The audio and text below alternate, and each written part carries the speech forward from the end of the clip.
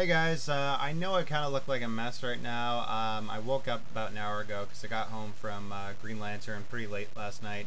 And I know it's been out for a couple days now, but I wanted to do a video just for the channel and talk about it a bit more. Yeah, you're going to get spoilers in here, heads up on that.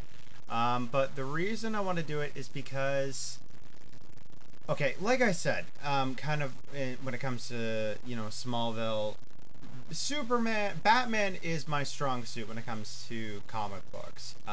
Superman, Silver Medal, Green Lantern. Okay, don't quote me on this. I know maybe a third of what I should about Green Lantern. Mostly Hal Jordan stuff, bit of Jon Stewart, basically nothing about Kyle Rayner, Guy Gardner, Alan Scott.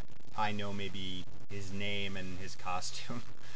So let's talk about this movie though. Like there are some things I know about, and that's the thing. If a person who knows even a little bit about this, what the mythology is about, kind of knows what went wrong, like really wrong in this film, then that's saying something. Now that's not to say that they didn't adapt what they could. That characters like Sinestro were totally wrong, Tomari, Kilowog, they were pretty good. The problem is that they were very light. Like the minute you hear Sinestro is Hal Jordan's mentor, you're thinking, oh my gosh, so he's gonna be kind of like dark Obi-Wan Kenobi or dark Qui-Gon Jinn. Well, he really doesn't have that much screen time. I mean, he's got quite a bit of screen time, but not like, basically he has one training session with the guy and then he's like, go away. That's it. I think actually Hal and Sinestro might have had a grand total of 3 scenes together. So yeah, that was where I was kind of like, you couldn't have brought in a bit more. Sinestro, I guess, is other than Hal, the most focused Green Lantern, but there's not a lot of focus. Tomari and Kilowog. Kilowog is kind of, Michael Clark Duncan voicing him. What else can you say? And Jeffrey Rush is Tomari. Good fit. Those guys were both good fits for the characters, but you could kind of tell with Kilowog that they were like, kind of beefing him up, making him kind of this stereotype black alien, despite the fact that he's not black. So yeah. But basically, what the story of this is that, and I'm going to talk about Parallax in a minute, but Parallax is the main focus of the story when it comes to the villain. And Parallax looks nothing like he does in the comics. Like, I've seen maybe 2 images of what he looks like. He looks nothing like that, and we're gonna keep talking about that in a minute. But yeah, Parallax is feeding off people's fears. He's kind of like a parasitic version of Galactus, in fact, from Fantastic Four: Rise of the Silver Surfer. In fact, he does kind of look like a cloud for a bit of it, except kind of like octopus, kind of snake-like at times.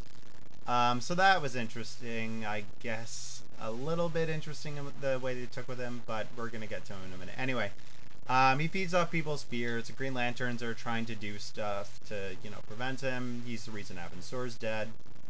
And Hal's got the, the ring, and he goes and he's trying to, learn to be a Green Lantern, and at the same time catch up with the plot about, Parallax being out there. So yeah, when it comes to Parallax, oh man, like, this is part of the reason why I'm doing this video, because you guys know that I was ticked off when it came to Smallville's adaptation of Darkseid and turning him basically into Satan. Well, at least Satan is at least, I'm not going to say on the same level as Darkseid, but they could be distant cousins if you really wanted to, stretch it. This wasn't Parallax. I know a little bit about Parallax, but I know basically the cliff notes of Parallax, but this was not him. Okay, comic book version of Parallax. He's an entity that represents the first thing that felt fear in the universe. He's this yellow bug-looking thing, sort of dragon-like, and yeah, he's like an yellow energy representation of fear, and he's basically the kryptonite of Green Lanterns. Okay, but in the movie, he's a guardian of the universe that gets sucked into this kind of yellow nuclear reactor thing that the Green Lanterns were at first thinking of using.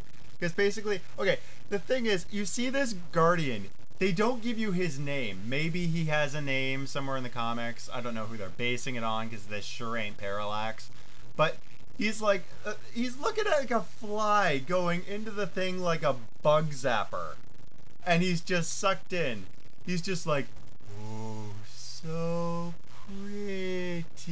And like he's basically, mutates and becomes Parallax. They're not even like close to the same thing. That is not Parallax. Like I said, I barely know about Parallax, and even I'm telling you, it ain't Parallax. Oh my gosh! Any person that's been waiting to see this villain being brought onto the screen, you're gonna be ticked. You are. I guarantee it. Like, I don't even. Okay, what is it about Ryan Reynolds in superhero movies that they just butcher at least one character? Like, they get so much right on the other ones, but then it's like, okay, let's screw everything that we know about this thing. Just, say, forget the fanboys, forget about what they're wanting.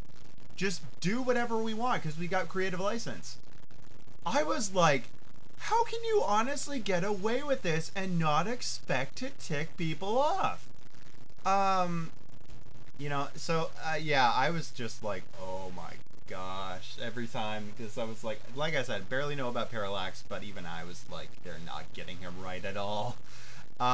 So yeah, and when it came to Hector Hammond, this dude was just, I don't even know, like, he's so weird. Like, he doesn't really have a point in this movie, because he's not the villain. He's just, this dude who gets mutated by Parallax's energy, and his head grows like 10 times bigger, and he kind of looks like he's had a bee sting overdose. And yeah, he's kind of like, they kind of go with the whole Beauty and the Beast thing, because he's got the hots for Carol Ferris and Blake Lively. I know, it's, she sounded, okay, not just her. A lot of actors in this movie sounded so bored in this thing. They sounded like, just like, oh yeah, it's another paycheck, Like, there was so much that just left you uninvested in these characters. And with Hector Hammond, that's definitely, I didn't care about him at all. I wasn't, feeling sorry for him. I wasn't interested in what he wanted. He wanted to inject a needle into the girl. That's his big plan. Woo! And, like, he doesn't do anything. He's got no master plan. He's just some random schmuck who got, infected with Parallax. And even at the end, spoiler alert, Parallax kills him. And I was like, well, okay, should I feel something? Because I don't really care about this guy. You've given me no reason to. And so his powers were pretty cool, but it never made him cool. Mark Strong, I said, I was mentioning Sinestro about a minute ago. He was kind of cool as Sinestro. I liked Hal. I liked Ryan Reynolds as Hal. They put in, they gave him his sidekick, who, I completely forget the guy's name, but the guy he's like, I think he's Eskimo in the comics. Here he looks like kind of a Native American version of Seth Rogen. That was like the first thing that came to mind. So yeah, with a couple of those characters, you got, there's just not a lot of characters that kind of pull you in. Like, okay, there's Hal, But that's mostly because he's Ryan Reynolds. Like I said, Sinestro was kind of cool. The thing that kind of ticked me off, though, and I'm going to talk about like the after credits scene, because here's the thing. The Guardians of the Universe, because we know that the Guardians are kind of these people who like our way is the best way, and we know everything and shut up. And they basically, yeah, they had the yellow energy and years ago, and that they thought, it's not going to work, and that's how Parallax was born, because some dude thought, oh yeah, it is going to work, and he flew into it. So here, they decide, when they realize Parallax is a threat, to fashion a yellow ring. Nudge, nudge. And so they kind of, they're getting ready for it and to fight Parallax. And then Hal's like, can you please save my planet? Please stop Parallax. And so, Parallax is kind of like off. Like, first they say he's going to Oa, then he goes to Earth. I don't know.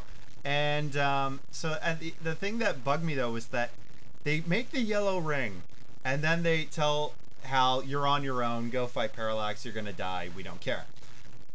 But they don't do anything at all. Like, they're really not doing anything to stop him. And I guess their theory is, yeah, fight fire with the yellow ring. But why didn't you use it? Why didn't you try to use it? Because at the end, the thing's locked up in this, green cage. And who breaks in to get it? I wonder, is it the guy named Sinestro? And yeah, he puts on the thing. But here's the part I don't get, because Parallax is dead at the end of this.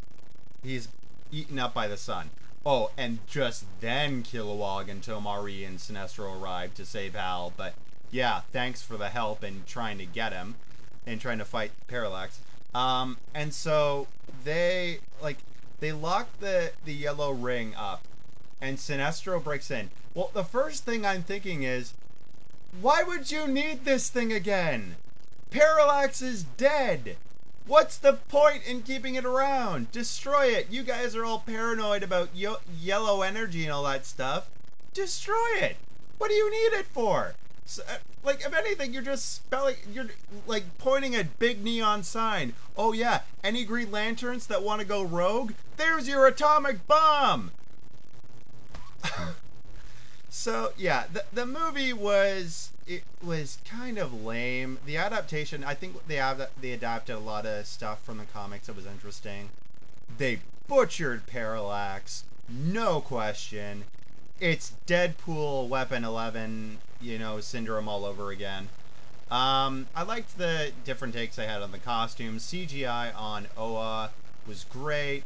But yeah, it was a bit of a lame movie, and I hope they're going to get a better direction with this sequel. That's all I have to say.